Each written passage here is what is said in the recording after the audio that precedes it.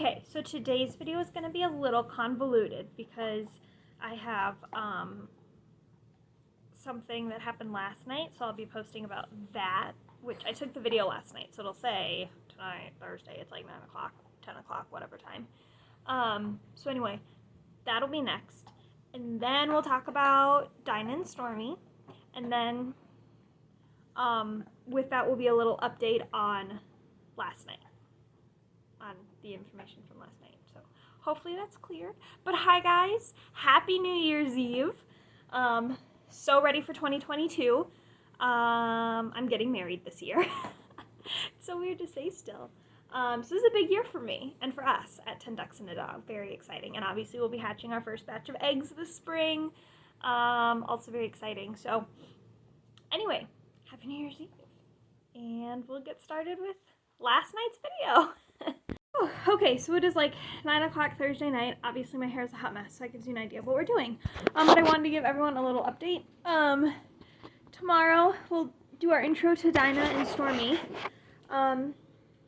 But it appears, heartbreakingly, well, I guess not really heartbreakingly because it's not, it seems okay. Bucky has frostbite and Wanda has the start of it. So, it's actually quite serendipitous. I had seen a post on Reddit, if you've heard of that website. It's like a forum discussion website, and there's a forum there for our Muscovy ducks. Well, Reddit Muscovy ducks. Anyway, and someone had posted that their Muscovies had gotten out, and they couldn't catch them, and one of the Muscovies had a crunkle that had gone from red to orange. And everybody said, yep, that is frostbite, and it needs to be treated with the instructions. Fantastic. So, the next day I go out there, and I'd been watching their feet so closely for signs of frostbite, I didn't even think about their crunkles. And sure enough, Bucky's crunkle is orange, and Wanda's has got the start of it. So I'll post some pictures as well, so you can see what I'm talking about. They're not graphic, they're just discolored. So, after posting or commenting on the subreddit for homesteading on Reddit for advice, I found some very knowledgeable people there, super awesome, and they so yeah, some very helpful person, shout out to them, whoever they are, because Reddit's an anonymous website, gave me some really helpful advice. In addition to, I read an article about frostbite, and the trick with frostbite is that it's not always just the cold, it's the humidity too. If you don't have enough ventilation in the coop, the humidity makes it worse, right? You don't want to be cold and wet, because that's going to make you hypothermic much faster. So if the humidity is too high in there, because there's not enough ventilation, that'll cause problems. If the temperature is too low because there are drafts, that'll cause problems. So, what we've done tonight, which is why I look a mess, and by we I mean my fiance, I stood there and looked pretty.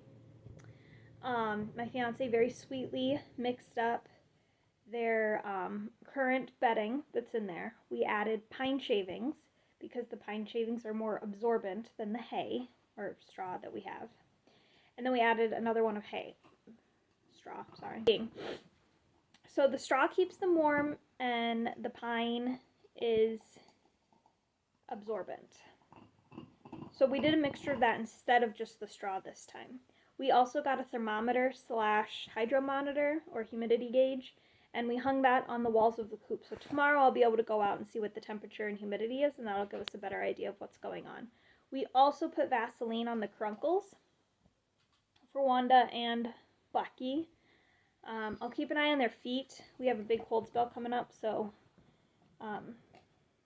depending on what it looks like in the coop, I might go through and grab them all and Vaseline their feet. So, and then we'll see what the thermometer says. If it seems to be primarily cold and the humidity's in an okay range, then we'll go ahead and just, sorry, Zephyr has decided he wants to sit right next to me. we'll go through and we'll look for drafts along the bottom of the coop and fill those in with roofing felt or something like that, some sort of sealant.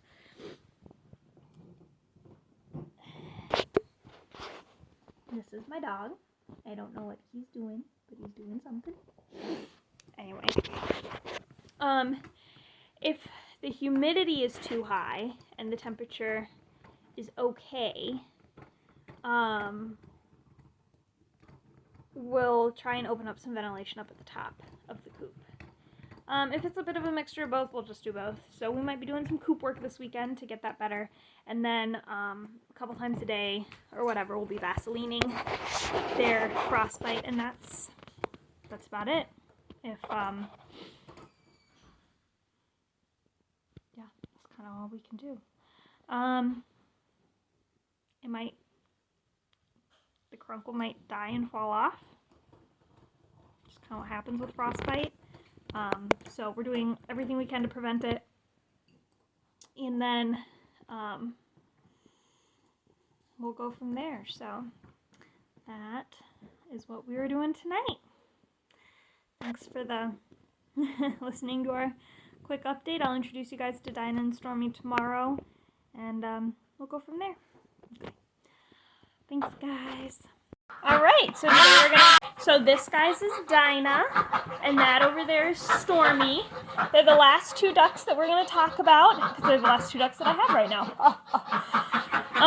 So they're both Ancona ducks. They're black ducks. Hi, guys. So they have a couple, like, noticeable differences. Obviously, in the front, Dinah has black spots, and Stormy does not.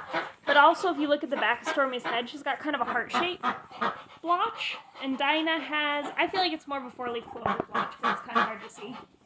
Anyway, so Stormy was the first one we got. We took her home right away. She was with our original 7. I gotta be honest. Stormy had literally no care about anything that happened. Like, Bucky and Bruce were fighting over here for dominance and stuff. And, Stormy and Dinah were just like, whatever, don't care. Do your thing. Not Dinah, sorry. Just Stormy was over there like, whatever, I don't care what you do. So, I gotta close this up soon, they're getting cold. So yeah, Stormy just was always a very chill duck, probably the chillest of them all, but she was also very caring. She took good care of Helena, and when Helena was separated with Wanda in a separate bin for a little while, Stormy quacked to her every day. I came out, and I let both groups out, and I'd hear quack, quack, and they would just, like, quack at each other from across, they couldn't see each other. They would just quack at each other from across the yard. Quack, quack, quack, quack, quack, quack. So, she's always loved Helena. Obviously, I came in today, and they were snuggling over there.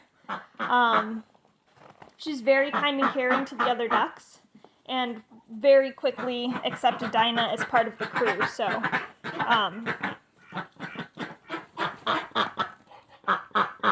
think I got his. I need the musky trail. So yeah, Stormy is really a very caring duck. I don't know if she'll go broody this year, but if she does, I think she's going to be a really good mom. Yeah, so if you want a gentle, loving, caring duck, then, you know, Stormy might be your mom. Dinah's a little more rough around the edges than Stormy. We got her later. We got her with Sylvie and Hope when we became 10 ducks and a dog. Oh, now you can kind of see the splotch on the back. From far away, it kind of looks four-leaf cloverish. But yeah, Dinah is, like I said, a little more rough around the edges, a little more rough and tumble. But overall, it's still very chill compared to the Muscovies. I'm not going to lie, they're all really chill compared to the Muscovies.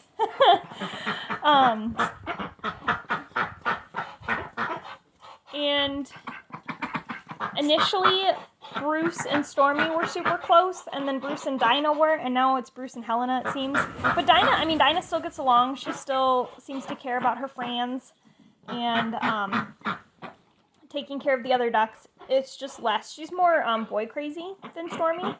She spends a lot of time flirting with Bruce. So I have a feeling she'll be a good layer. I don't know how good of a mom she'll be, if she'll go broody or not. But we'll see how of a layer she is just based on her behaviors with Bruce at the moment. So,